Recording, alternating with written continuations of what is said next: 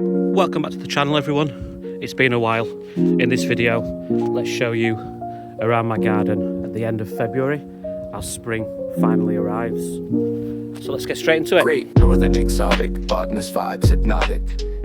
Yeah, so it has really been a while. The last video update I posted from my garden was at the very beginning of January, and to be honest, I've not been out in the garden very much because the weather has been so rubbish, and there's not been a lot going on.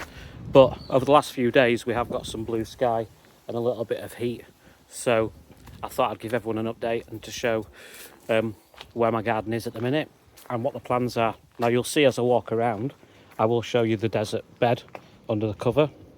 We'll have a look at the banana plants, the musabastu. We'll have a look in the greenhouse and we'll go around every bed. But the main thing I want to point out is that I haven't chopped anything back. Everything has been left. You can see all last year's growth has been left. Two reasons. The main one being that the garden bin collections don't start until mid to late March. So that's when I'll be cutting everything back because I don't have a compost heap. I know I should. But we'll start in this bed and we'll start with, I mean, you can see everything's left there. The persicaria always starts to come through with the first bit of heat, and if you zoom in on there you'll see first kind of shoots of red coming through as it does wake up. There's a sure sign of spring. But yeah, we'll talk about the banana plant. So I made a video at the start of winter where I wrapped this one up and then I kept this one out, and feeling in there, there's definitely like, obviously it's dead, there's dead, but about here, solid. So if I chop back here, I reckon there's some live plant material about there, maybe there. So think about the height there. I've probably lost the top 1.5 foot, maybe 2 foot. But obviously that's where I cut it, and it has grown since then. That's all dead because we've had -6, but everything else is looking fine. Now that is going to be dug up, put somewhere else because it's too close to the fence. But there you go. So far so good, and I would say we are away from the deepest frost and the deepest cold of winter, so it did survive. I think next year I will consider not protecting the banana plants at all. I think we'll move around as well to take a look, and I'll move the camera slowly because I know people have said I do move the camera too quickly. But this is another musabastu, and it did have the leaves on it, and it is solid up to there. And it was only planted in, it was a pup from the other one, and it was only planted late last summer. And you can see obviously they've rotted down and exposed it, but it's there. One casualty that I have just noticed is the wow, the Paulownia tree's gone. I reckon that is a casualty of my son's football. Got a conker there. That's a rock. Yeah, so the Paulownia tree, it looks like it's been snapped off. I mean, it's there, and I don't know, it was planted in the wrong place anyway, and it never really got going for me, to be honest. So I'll probably replace that because I think you need a Paulownia tomentosa in a tropical garden. It will keep going. I'm not going to do any cuts in this one, but you can see there got the wisteria that's had its winter prune back to its framework ready for spring, and the buds are appearing. There's my Truskea gigantea that I don't know, doesn't look very healthy, but we'll see. We'll persevere with that. And then let's move around to these beds here. We've got Miscanthus giganteus that is just ready to be cut back. And then over the bridge, there's the Rhododendron that's still got some green in it. And it usually does for me. I don't know if it does for anyone else, but it stays green. Like this is obviously last year's growth, pretty solid, still green. Whereas this one's just looking tatty now and ready to go. But again, the reason it's not chopped down is mainly because I'm lazy. But yeah, when the garden bin's full of chopped up Christmas tree, let's move round. Got the lupins coming back now. The lupins always do start off really early, and we'll move round past all of this Achillea and Echinacea and all sorts around there too. My two Tetrapanax, which are feeling solid, but I always think it's too early to tell because in previous years these stems have been pretty solid at that depth, that thickness, and then they've sort of died back at the growing point and come back from further down. So the jury is out on that, and we'll have to wait and see.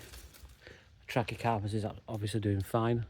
I'm very impressed actually. At the minute it's looking really well, because usually it's looking a bit beaten up by the winds, but I don't know whether it's because it's more sheltered by, we got all the wind from that direction. I don't know if it's because the eucalyptus trees have sheltered it or not, but it does look pretty nice, the new fronds, and it's pretty solid now it's got its roots down. Couple of fatsia there, you can see that. I think we'll probably need to be trimmed back at some point. Then there's my smaller trachy. I've got another little Tetrapanax down there as well. Nah, that's rotted, that one. That's soft, that stem. So I reckon, hopefully, if I'm lucky, it will re-sprout from the roots. Euphorbia is always looking good at this time of year. Camarops humilis doing really well. It's definitely hardened up, that, because I had a -4 2 years ago and it did spear pull, but it's done all right with -6 this year. So I don't know whether that's just because it's getting harder or it's used to it, or maybe there's a bit of shelter. Definitely overhead shelter possibly helps, who knows. Gunnera is under there. That's just a load of banana leaves, but I've got to rethink that because it got too big for the path last year, so I will be rethinking what I'll do with that. Maybe cut it back and try and direct it further back towards the fence. But of course, not a great idea to plant, in hindsight, of course, the eucalyptus and the Gunnera together, because the Gunnera is a very thirsty plant. There's my Miscanthus lutapariarius or something like that. Lovely pink, almost like pink purple glaucous stems, but you can, I mean, I'm not going to get in there because it's got my barrel pond there, but if I can go over there, you can see where the new growth is coming there, look, because it is a runner, and I won't be putting it in the ground, but it's there, look. So you can see there's a 15 centimetre, if I zoom out, where, there we go, look. So there's a new growth, and there's where one piece of root I put in yesterday, but you can see where it's putting out the runners. So it's done 15 centimetres in each direction since I put it in a year ago, or a little under a year ago. Zoom out again. There we go. So this is the obviously the bigger fatsia, and I'm considering chopping this stem here, opening it up for the Euphorbia mellifera, because that space there last year, the Euphorbia is looking very leggy because it was crowded out by a lot. Then if I zoom in there, you can see the cardoons coming back this year. I've got 2 huge flower stalks, one still standing. And again, I've got no reason to chop it down, to be honest. I don't know if the birds want to eat the seeds or not, but it's there. So that's the main part of the garden. Oh, there's a seed head of a cardoon, look, resting on the trachea. But I'll move around and I'll go and show you the desert bed next, and let's have a look how the desert plants have survived. Well, before we look under the cover here, This is a Puntia shearii. You can see there, look, I'm not touching that because it's full of glaucids, but that is planted in soil with only an inch or two of gravel, but it's under this jasmine here, and it's very sheltered. If you kind of look at the situation of it, it's under the jasmine. So there's overhead protection, and it's quite, I suppose it's quite dry there as well, and it's doing okay. And we'll just move under the tarp as much as I can. Okay, so we've got the Puntia ficantha there. Again, horrible glaucids on it, so I'm not going to touch it. I've just noticed. There you go. I don't know if that's an Oreo Sirius. That was a rescue plant someone gave me, and I thought I'll just risk it. And that's what it looks like now. So there you go. So back to the Opuntia. So that's the Opuntia ficantha, and then if I look through there, that's another shearii that Jack at Yorkgate gave me, and I just stuck it straight in the pad, unrooted pad, and it seems to have done okay. I would reckon that's one of the hardiest ones here for me, more hardier even than the humifusa, which is supposed to be the main hardy one. Now if I kind of zoom in over there, I've got my Opuntia ficus indica, which is sort of looking very sad for itself because it's been wrapped up in a fleece all winter. Now I think the uncovered pads at the back there are looking a little bit worse for wear. I'm not going to unwrap it until probably April.